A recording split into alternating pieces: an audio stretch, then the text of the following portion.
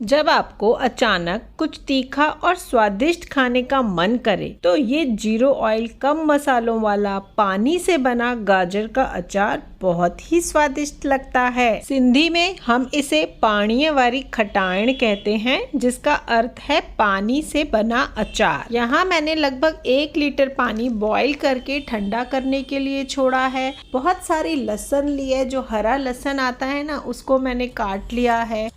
क्या आप मुझे कमेंट करके बताएंगे कि आप मेरी रेसिपी कौन सी सिटी से देख रहे हैं, ताकि मैं आपका थैंक यू कर सकूं। लहसुन के अलावा मैंने लिया है लगभग आधा किलो गाजर, जिसको पहले धो लिया है, उसके बाद छील कर हम इसको लंबा लंबा कट करने वाले हैं।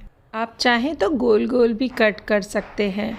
अगर आपको ऑयल वाला हरी लहसुन और गाजर के अचार की रेसिपी चाहिए तो प्लीज़ कमेंट करके मुझे ज़रूर बताइए। यह 0 ऑयल गाजर का अचार कुछ हद तक कांजी अचार के समान है, जो सर्दियों में बनाया जाता है।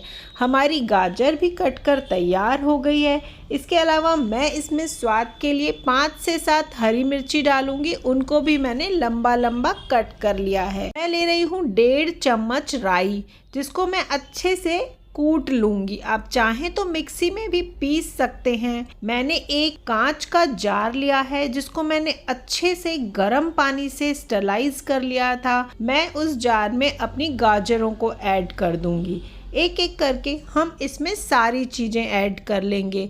ये जो हरा लहसुन है ना, इसका स्वाद बहुत ही अच्छा आता है। इस गाजर के अचार में एंटीबायोटिक होती है, बहुत ही स्वादिष्ट बनाती है इस अचार को।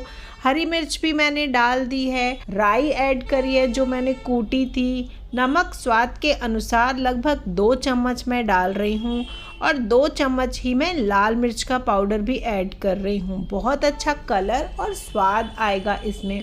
आधा चम्मच मैंने हल्दी डाली है, और हाँ, अब मैं डाल रही हूँ पानी।